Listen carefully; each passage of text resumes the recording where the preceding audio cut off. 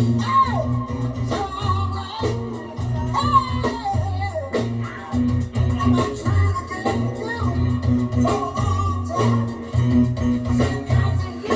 to you from Harrisburg, Pennsylvania, is the all-new Ron Chappell Show. Hey, how y'all doing? Okay, on this show, we focus on Harrisburg newsmakers and new business. I'm here with the engineer, Pastor Chris Thomas. How you doing, sir? Hey, brother, what's good, man? Welcome back. All is well, all is well. Yeah, folks, if you are a Harrisburg resident, if you're about to go outside, if you have to go outside today, be extremely careful.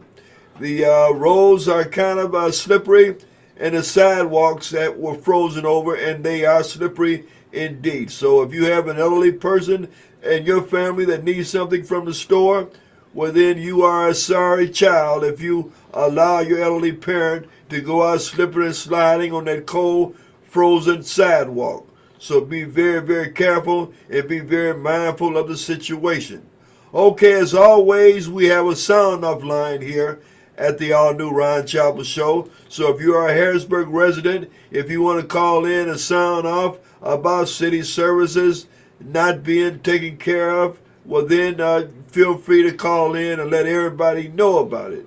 Now we broadcast on Facebook, also on YouTube. The call-in number is 717-889-7181. That's 717-889-7181. You know, it appears to me, Chris, that I'm talking rather loud here, and I don't know if it's because I'm in the midst of fighting a flu. I just got over the flu, and so I want to make sure that I'm heard. But pardon me, folks, if it seems like I'm yelling at you, because that's not my intent. Now, we also have here with the all-new Ron Chappell Show, we have a street reporter that goes by the name of Khaldoon Scoop Rashid. That's Khaldoon Scoop Rashid. He's a Harrisburg resident that stay involved in all activities here in the community. So he'll be calling in, giving us a report about what's going on in Harrisburg. I understand that right now, at this moment, he's being interviewed by one of the local television news stations, and I think their focus is on the homeless crisis here in Harrisburg, especially on a day like this. Okay, well, this time of year is the month set aside that we call Black History Month. Now, let me say at the offset that I'm not really thrilled about the concept of Black History Month. I don't like the concept of it because I think that what it does, it puts us in a position as black people to have to validate not only our existence here, but also to validate why we should have fair treatment, why we should have the liberties that other folks enjoy in this country. And I think that we've already paid the price to earn that, to have that a long time ago. You know, part of Black history, well, you know, the first person that died in the Revolutionary War, I understand, was a black man by the name of Crispus Attucks. And I understand in the Boston Commons, there's a statue that's been erected of him there in the Boston Commons. There's a statue of Crispus Attucks, the first casualty of the Revolutionary War of this country. Okay, but just because I don't like the concept of Black History Month, that don't mean that it's going to stop. That don't mean that other folks don't enjoy it. And so we're going to give you a little bit of the background, first of all, of Black History Month. Black History Month, the founder of the Black History Month representation or commemoration is Mr. Carter G. Woodson. Carter G. Woodson is considered the founder of Black History Month. And initially, Black History Month began as Negro History Week. It was Negro History Week. And it was to promote the study of black history and also to tell of the contributions of black people here in America. Now, February was chosen as Black History Month. The month of February, however, was chosen because it has the birth dates of not only the 16th President of the United States, Abraham Lincoln, who signed the Emancipation Proclamation, but also abolitionist Frederick Douglass. Abolitionist Frederick Douglass, both of their birthdays occurred during the month of February, and that's why Mr. Woodson chose February as the month to commemorate Black history here in America. Well, as I say, we're here in Harrisburg, and so I'm going to tell you a little bit about some Harrisburg Black history. First, however, I'm gonna give deference to the city I was raised in, and that's the city of Detroit. I think that everybody in a city, in a town, you should know some history of the place that you make home.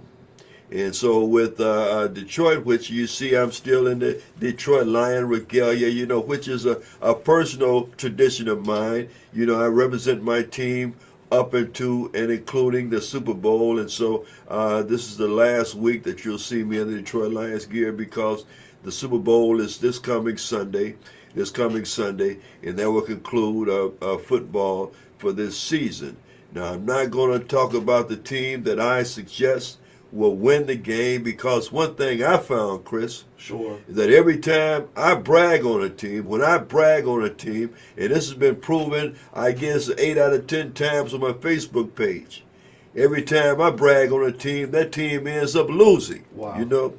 And Mama told me a long time ago, not to brag. Glenn, don't brag. Glenn is my middle name. Don't brag. I used to brag on stuff. She say, don't brag, and don't brag on yourself. I felt I had something to brag about during certain times, but she's always cautioned me about bragging. Like I say, every time I brag on a team, that team loses. And so some of you probably want me to brag on a team that you hope will lose, okay? But you know what? My name is Wes. I'm not in that West. I'm not in that mess, so I'm going to stay on the sidelines and be a spectator the same way members or fans of 32 other teams that did not make it to the Super Bowl will be this Sunday. I hope to be watching the game. There's a lot of controversy about the 5-time Grammy winner Kendrick Lamar out of California, who's going to be the headliner during the Super Bowl show. There's a song that he has out, Not Like Us, which is supposed to be a diss song to fellow recording artist Drake.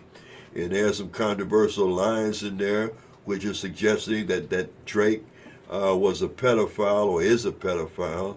And so there's a lot of controversy. I read today that Drake's lawyers are set to sue the NFL and to sue Kendrick Lamar.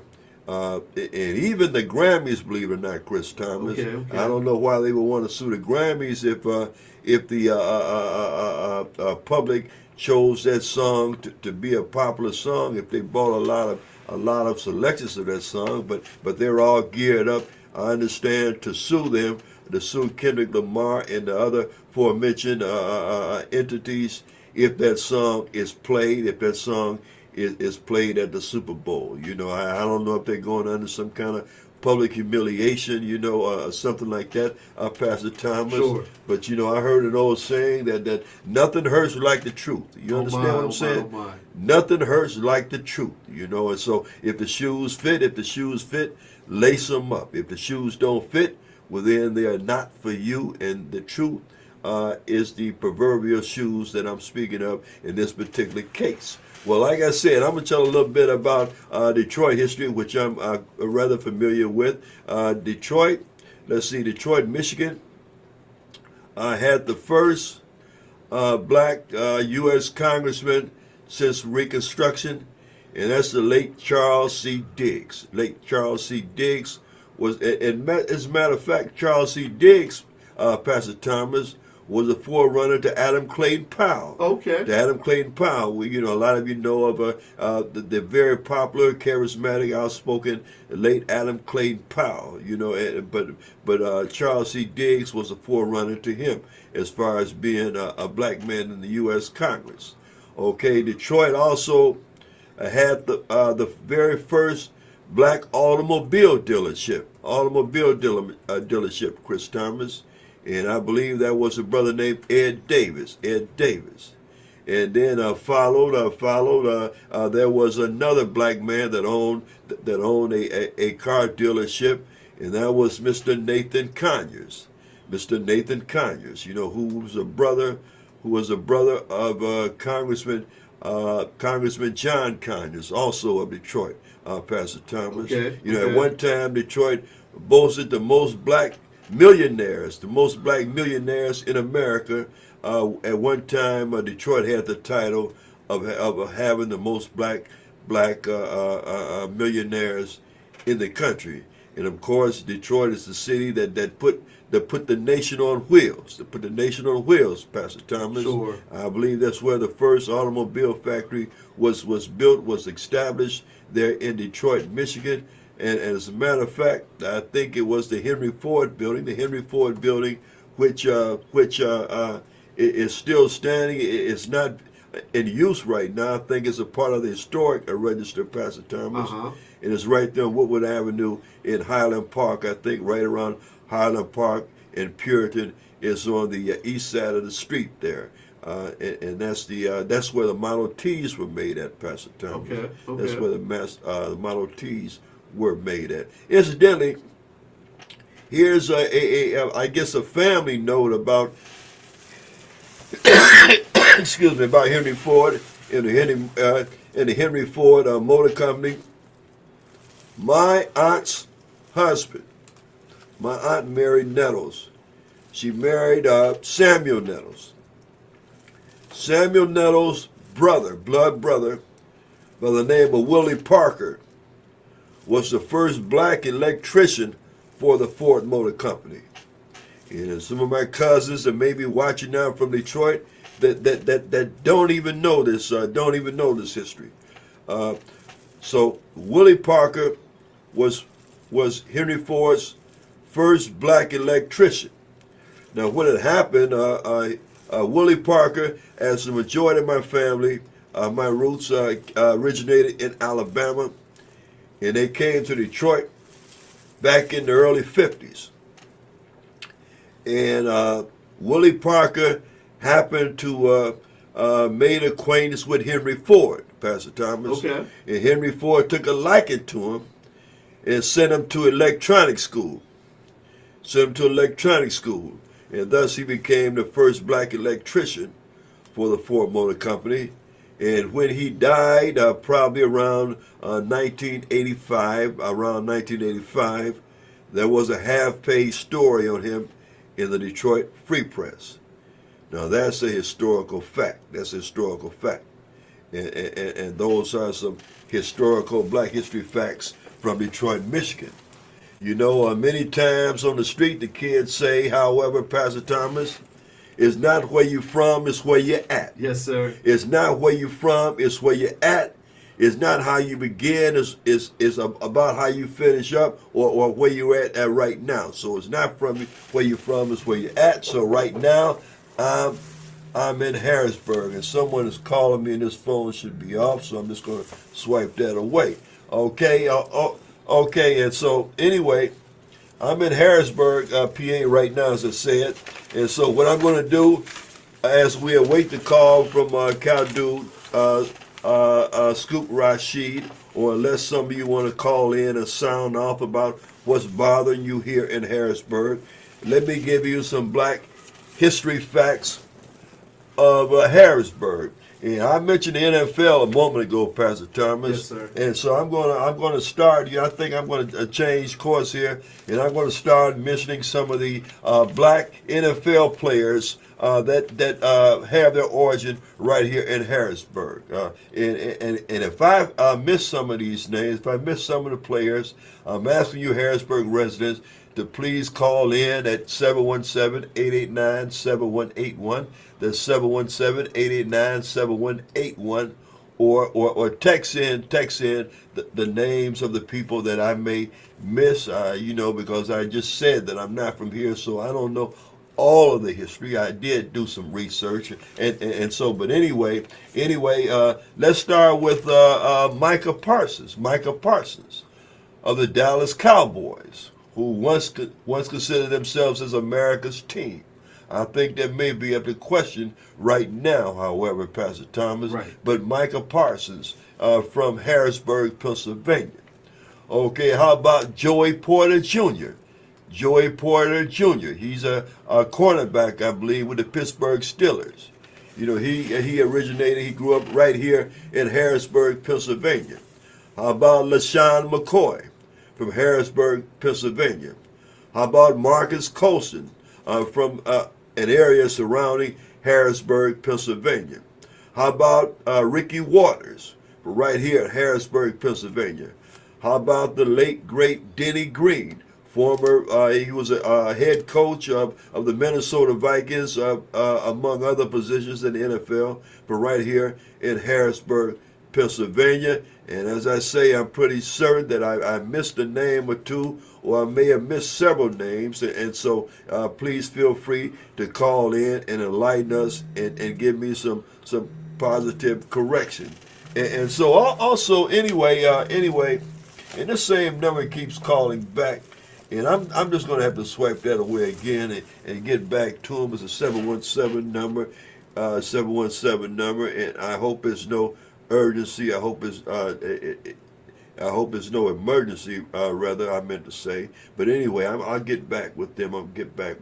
And so anyway, so let me carry on with some Harrisburg history here. Oh yeah, incidentally, I mentioned the players that came from Harrisburg, Pennsylvania. Well, let me point out that Harrisburg is a small town. It's a small town that likes to front itself off as a city, Pastor Thomas. Yes, sir. Yeah, I say it like to front itself off as a city because it's only about 50,000 people here in Harrisburg, Pennsylvania, okay? But I think it's quite commendable that a town of this size have placed so many highly regarded players in the NFL. I don't know if it's something in the water or what, Pastor Thomas.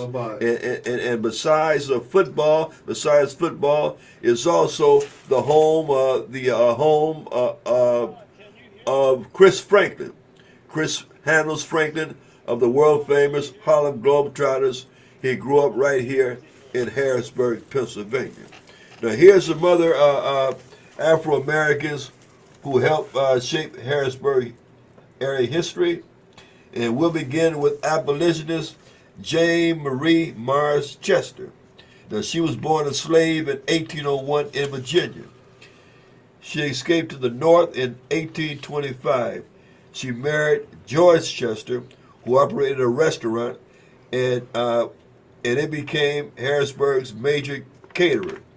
The restaurant was a gathering spot for abolitionists. She died in 1894. How about Mr. John P. Scott? A lot of you, when you drive up Derry Street, around Derry and right there around 19th Street, you'll see a John P. Scott School. And a lot of you was wondering who John P. Scott was, Pastor Thomas. And I used to think that he may have been a relative of a Scott family that I know here in Harrisburg, which he just may be. But let me tell you about Mr. John P. Scott.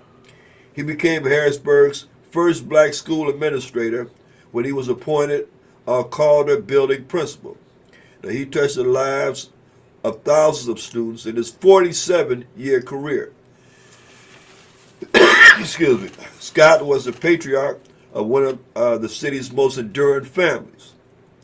On the day of his funeral in 1931, city schools closed in his honor. That's Mr. John P. Scott. Let me tell you about Mr. Charles Fuller Howard. Now, Charles Fuller Howard served for 50 years as principal of Stilton's Hygienic Elementary School. Now, for those of you that are unaware, Stilton, Pennsylvania is a town right outside of the outskirts of Harrisburg. You go down this one particular street, like I think if you go up Cameron Street, Pastor Thomas, you'll reach the city line of Stilton. So anyway, Charles Fuller Howard served for 50 years as principal of Stilton's Hygienic Elementary School, a school for black pupils in grades 1 to 8. He became a teacher at Hygienic after graduating from Stilton High School in 1885 and was appointed principal in 1886. He retired in 1936. Let me tell you about Emma Thompson McGowan. She was an inspiration to her pupils in Carlisle's segregated schools. Now, Carlisle is a town. About how many miles would you say that's from Harrisburg? About 20 miles. About 20 miles from Harrisburg. 20 miles east of Harrisburg. Carlisle, Pennsylvania, or like some of them like to say there, the Carlisle, right there in the Carlisle, Pennsylvania. But anyway, Emma Thompson McGowan was an inspiration. Emma, I like that name. That was my grandmother's name, Pastor Thomas. Okay. But Emma Thompson McGowan was an inspiration to her pupils in Carlisle's segregated schools. Yes, Carlisle's segregated schools. We're talking about back in 1876, right after that. Now, she was born in Virginia in 1876 and taught for 30 years in Carlisle's Lincoln and Wilson buildings before retiring in 1943. So that meant that she taught back there in the 20s, Pastor Thomas. Okay. You know, back in the 20s and back in the late teens, you know, when schools were indeed still segregated. Now, she died in 1966. The school board renamed the school's West Building after her. How about journalists? Now, this name is very, very popular in Harrisburg. I hear people speak about this particular person a lot. I've heard them speak about this particular person a lot, you know, since I've been here, since '98. But that's Mr. Thomas Morris Chester. Thomas Morris Chester, who I believe Chester, Pennsylvania is named after, Pastor Thomas. Okay. I don't know. Would someone correct me if I'm wrong? But anyway, Thomas Morris Chester, he was the son of Jane and George Chester. He was born in Harrisburg in 1834. He recruited soldiers for the U.S. colored troops and was the only black war correspondent to work for a major white newspaper. He was admitted to the English bar in 1870. He died in 1892. Now you hear that he was admitted to the English bar in 1870. He died in 1892. How about Peter Sullivan Blackwell? He published the Stilton Press, a newspaper for the black community. He was elected to Stilton Council in 1904, and he was an entrepreneur and community organizer. Now let's speak of a lawyer, Mr. W. Justin Carter Sr. He lived from 1866 to 1947. He was an attorney and was one of the original members in 1905 of the Niagara Movement, the precursor to the National Association for the Advancement of Colored People. Did you hear that? He was one of the original members in 1905 of the Niagara Movement, which is the precursor to the National Association for the Advancement of Colored People, or as we know by the acronym, the NAACP. He was the secretary to Lieutenant Governor Edward E. Beetleman, George Earl. Governor George Earl, however, named him, Governor George Earl named him,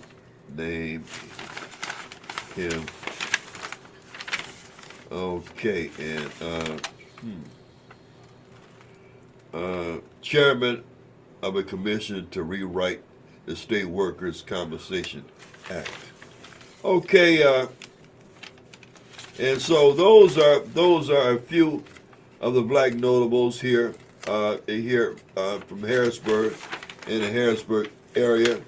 And let me mention this person here, and his family is still surviving here in Harrisburg, Pastor Thomas. Okay. He still have extended family members here. And as a matter of fact, there's an American Legion named after him. And I'm speaking of none other than Mr. Ephraim Slaughter. His life began in slavery in North Carolina, but he escaped to the North and fought in the Civil War to end racial servitude. He died in Harrisburg in 1943 at 97 years old, Pastor Thomas. Okay. He is the city's last Civil War veteran. Wow. What about Underground Railroad conductor? You know, Harrisburg was a very, very important part of the Underground Railroad, Pastor Thomas. Yes, sir. Yes, sir. And okay, let's speak of Harriet McClinton Marshall. Well, I believe she still have relatives here in Harrisburg also. Harriet McClinton Marshall, who lived near North Front and Calder Streets. She assisted in the feeding, clothing, and care of escaping slaves who found shelter. Guess where at, Pastor Where's Thomas? that, sir? At Wesley Union AME Zion Church. Wow. Whoop, Let whoop. me read that again. Yes, sir. Harriet McClinton Marshall, who lived near North Front and Calder Streets, assisted in the feeding, clothing, and care of escaping slaves who found shelter at Wesley Union AME Zion Church. She is buried in Lincoln Cemetery. Found shelter at Wesley Union AME Zion Church.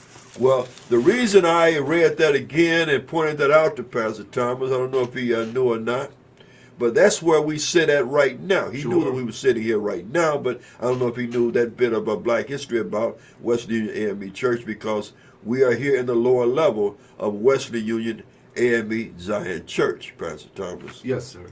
And so, I don't know if this is the original location of Wesley Union AME Zion Church, but if it is, you know, there's still an essence of history in the air, but there's history with the establishment of Wesley Union AME Zion Church, whose pastor is Chris Thomas. Reverend Dr. David T. Miller. That's Reverend Dr. David T. Miller, a very kind and approachable and intelligent person.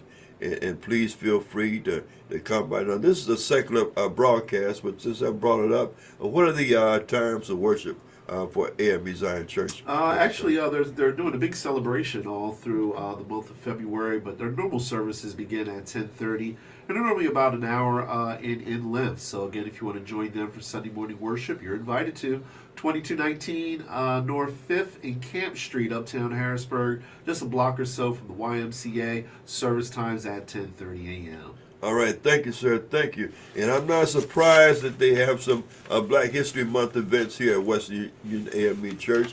And I just pointed out, I just showed you that it was also a part of the Underground Railroad, a very, very historic place. And I do recall back during the COVID crisis, Pastor Thomas, that the pastor actually conducted services in the parking lot. Sure. In a church parking lot, because I drove up to a couple of those worship services. So you know, he carried on with the good work that he was called to do.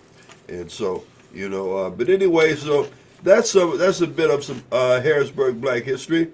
And I'm going to give you one more. She's the YMC director. And I'm speaking of Miss Ella Frazier.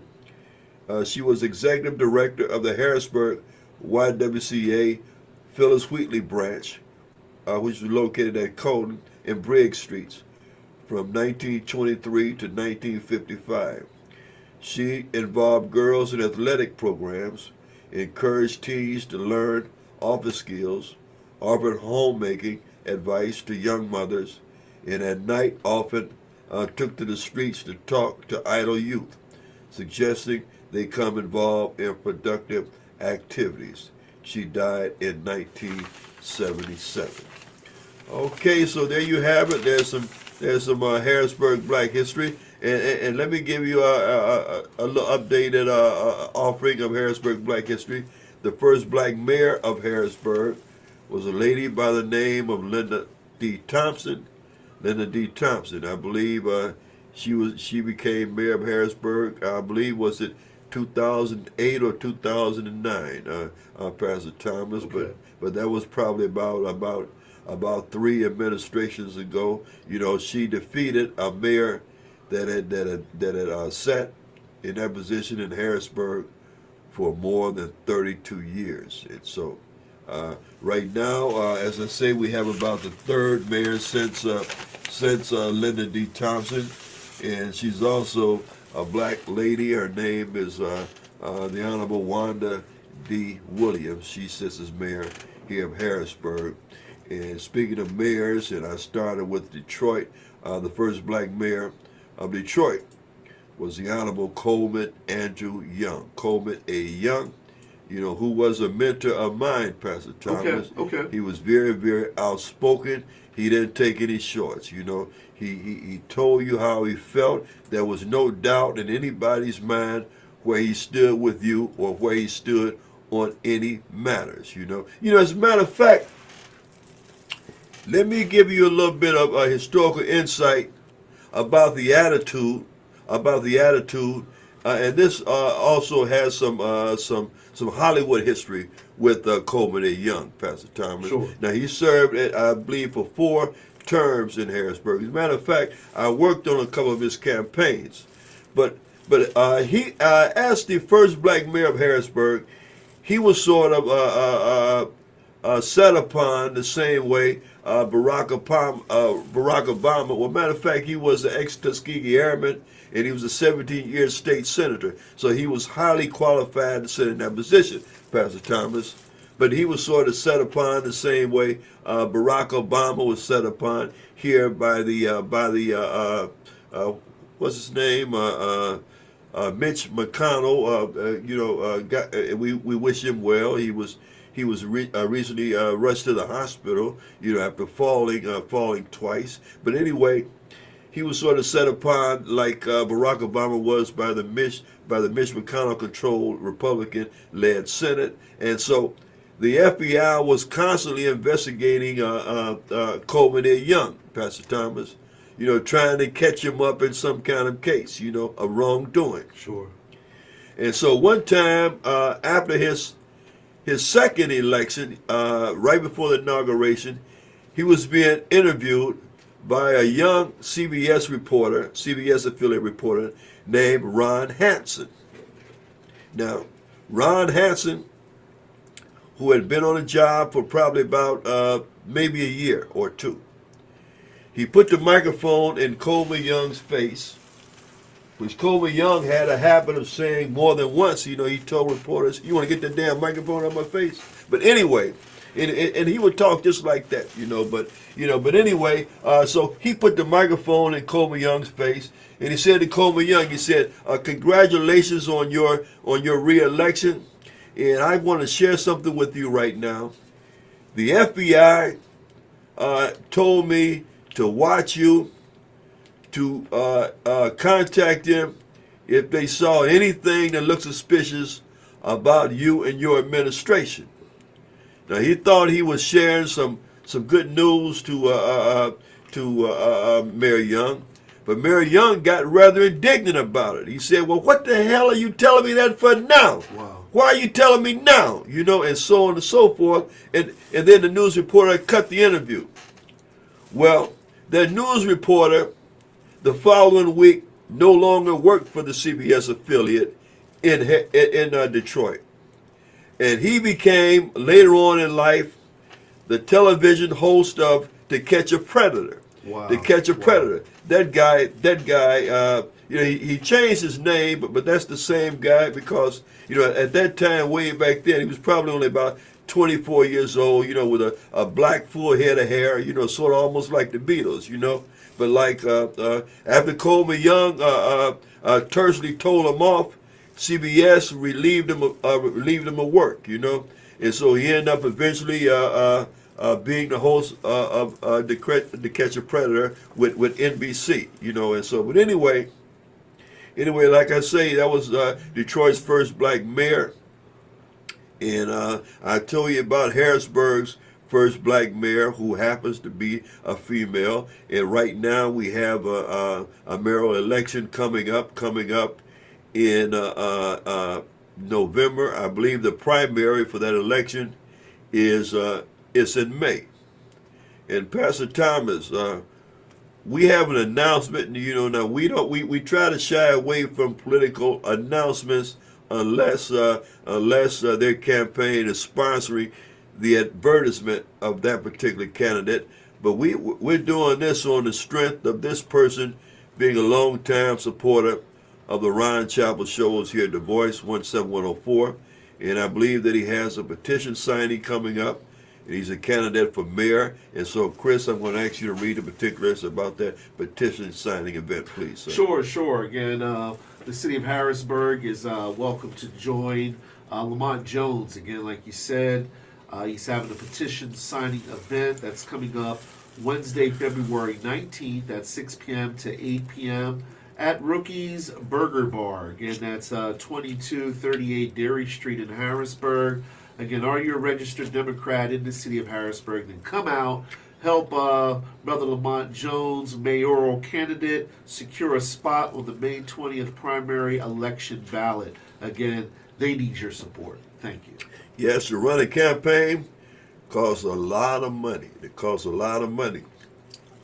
And if you're considering running a campaign, well, start raising your funds now, start saving money, because you should also consider paying your campaign workers. Yes, certain people have certain time, and it's always a blessing when people can volunteer for your campaign. You know, I ran for office, like probably a couple of times, Pastor Thomas, I didn't get elected. I lost because they didn't want to elect me. That's why I did not get elected. But anyway, and I financed it out of my own pocket, Pastor Thomas, and I never realized how expensive of an endeavor that is, Sure. with the yard size and with the workers and everything, because you can get all the volunteers in the world. Everybody say, yeah, I'll help you out until it's time to do it, And then it was, well, you should have called me yesterday. Sure, or the game is coming on, or et cetera, et cetera, et cetera.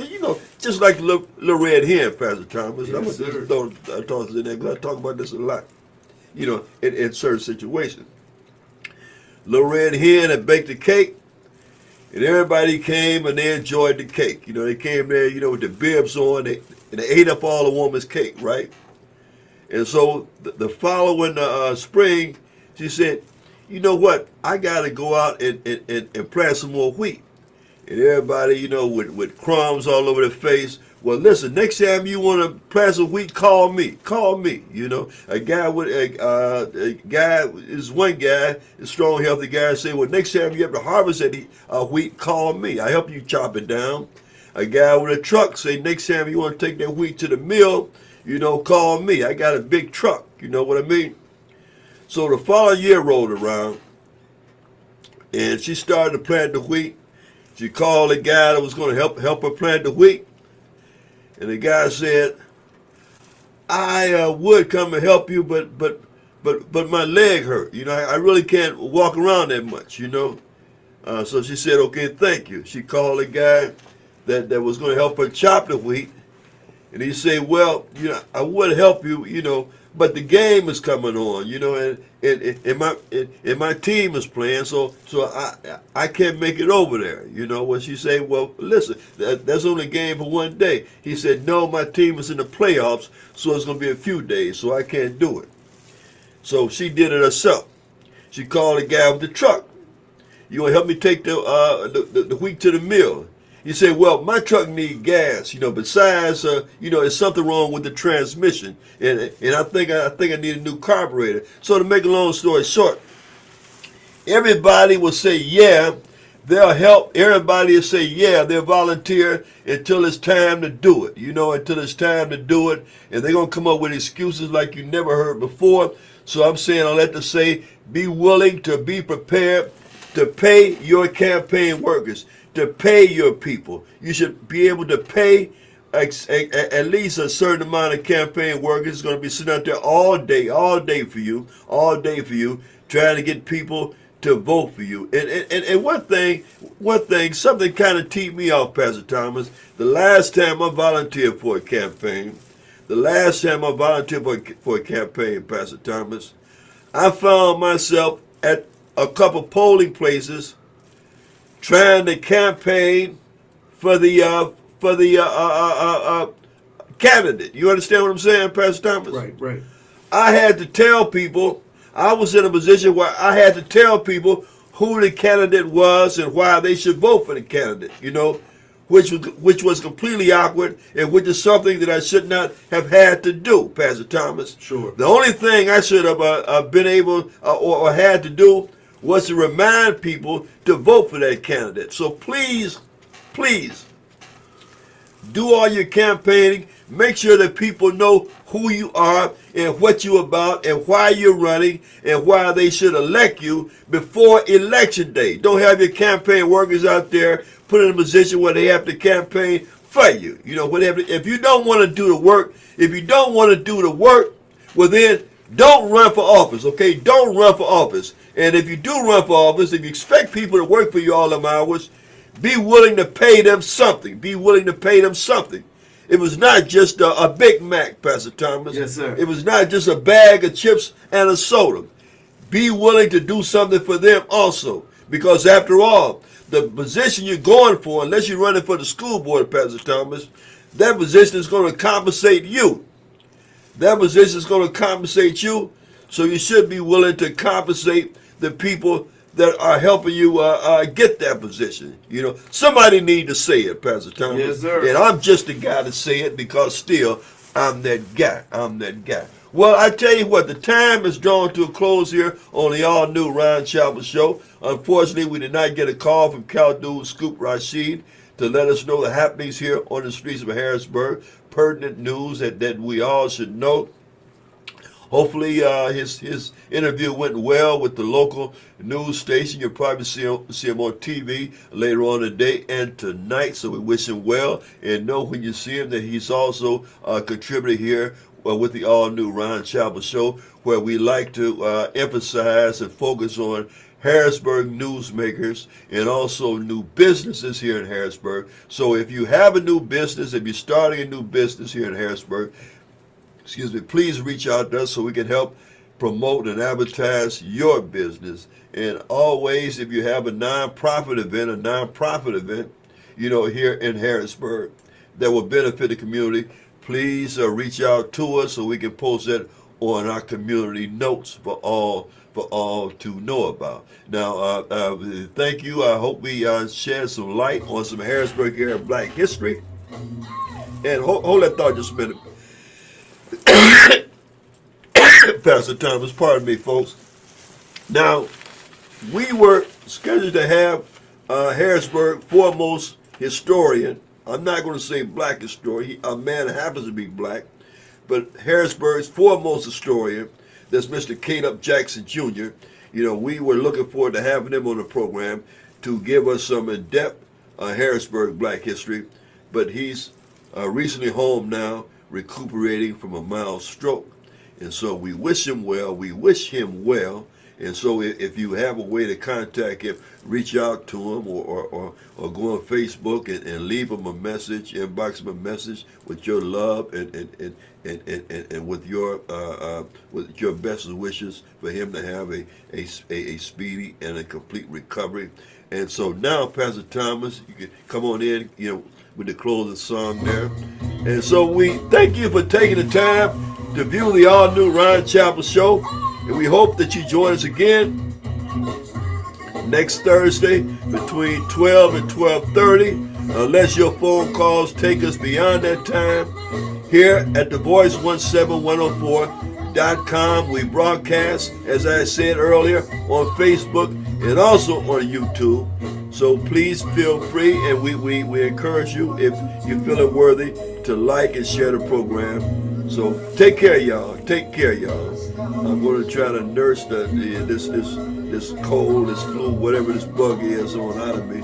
And so anyway, I wish y'all well. Be careful if you go outside. If you be careful, you go outside.